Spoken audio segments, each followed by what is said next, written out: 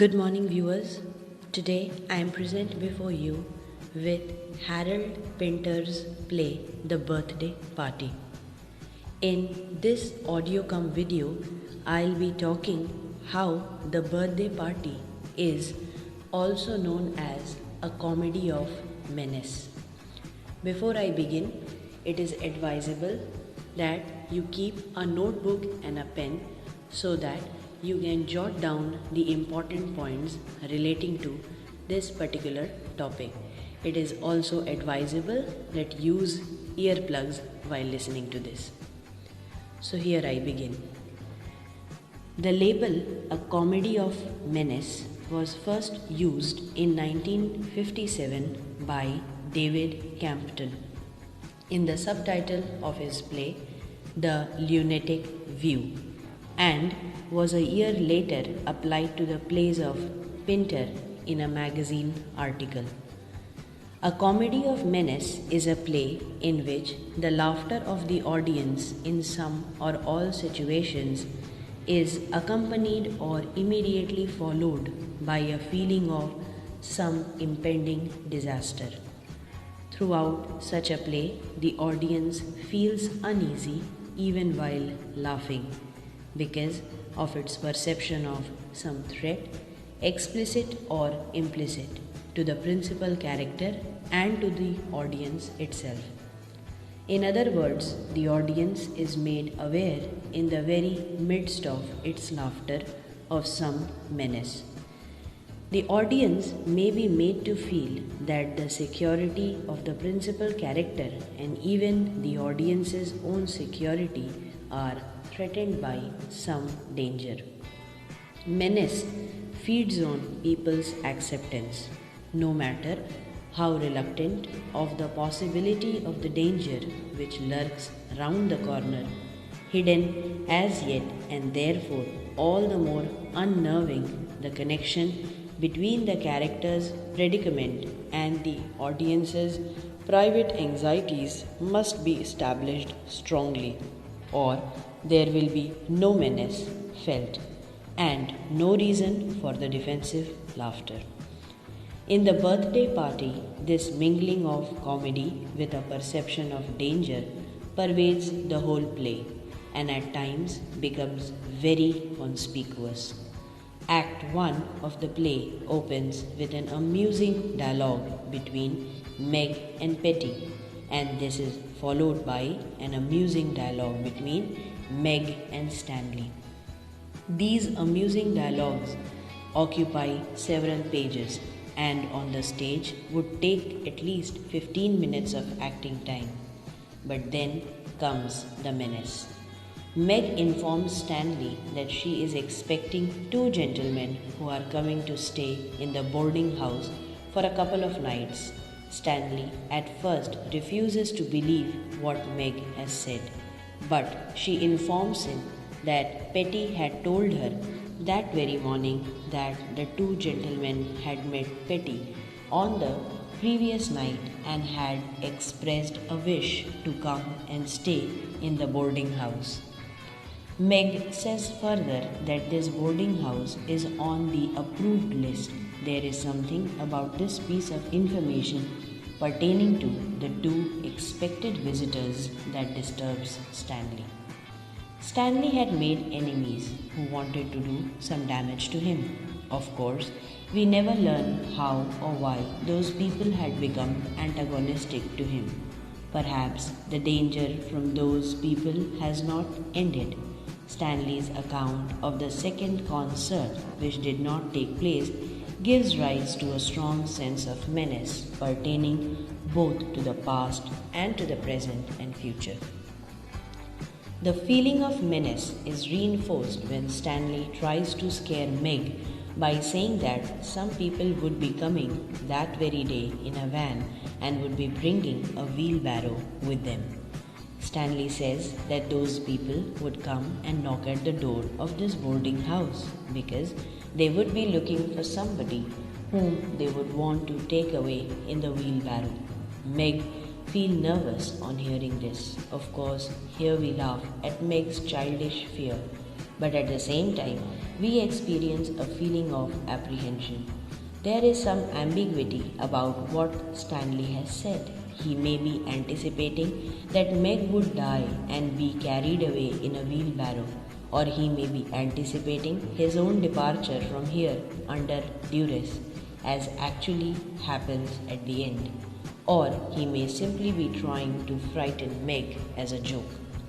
In any case, here we have a typical example of Pinter's art of mingling comedy with menace. Then there is actually a knock at the door. For a moment, it seems that Stanley was right, that some people would come and knock at the front door.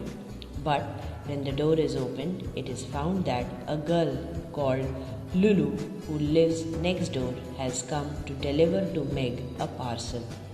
Thus, the sudden knock, which must have startled both Stanley and Meg, and which certainly startles the audience, is immediately followed not only by a feeling of relief but also by a feeling of amusement on the part of the audience at discovering that the knock was after all a false alarm.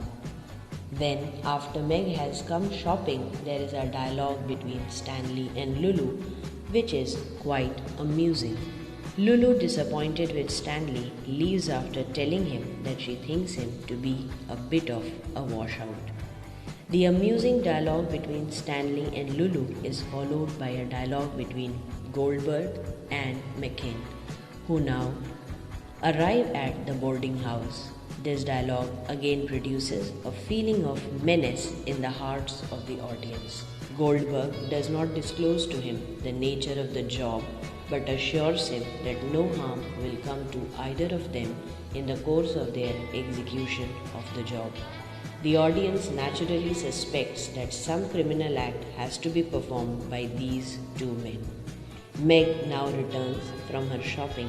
Goldberg questions her not only about her husband but more particularly about the lodger she has already got in the boarding house.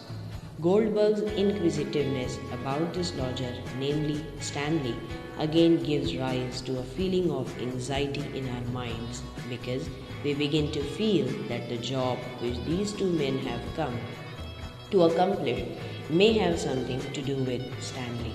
But just when we are feeling a bit anxious about Stanley, Meg amuses us greatly by giving to Goldberg a garbled version of what Stanley had told her about the two concerts.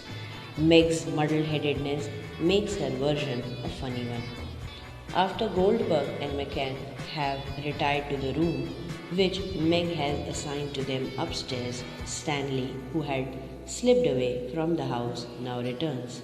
Stanley is very anxious to know who the two men are, why they have come here, how long they will stay, what their names are, and so on. Stanley's curiosity about the two men not only reveals his own feeling of anxiety but creates anxiety in our minds also. Evidently, Stanley feels that the two men who have come to stay here might threaten his security. While talking to Goldberg, Meg had told him that it was Stanley's birthday, whereupon Goldberg had suggested that a birthday party should be held at night in Stanley's honor. Meg had accepted the proposal. Now Meg reminds Stanley that it is his birthday and she gives him the birthday present which she had bought for him through Lulu. The birthday present turns out to be a boy's drum. At first, Stanley beats the drum gently and rhythmically, and we feel quite amused by his behavior. But then he begins to beat it in a wild and irregular manner. He almost becomes savage in his beating of it, and it seems that he is under the influence of some demon. This wild drum beating has its own share in producing a feeling of anxiety in our minds, though we do not understand what has upset Stanley so much. Act 1 closes at this point. This brief survey of Act 1 shows that there is ample comedy in it, but that the comedy is accompanied by an undercurrent of menace.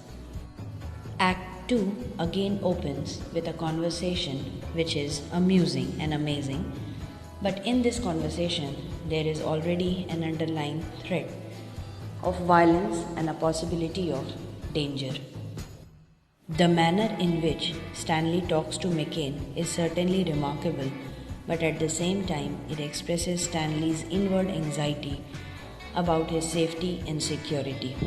We too naturally begin to feel concerned about Stanley's security, though we are feeling amazed at the same time by Stanley's futile efforts to draw McCann out and to become friendly with him.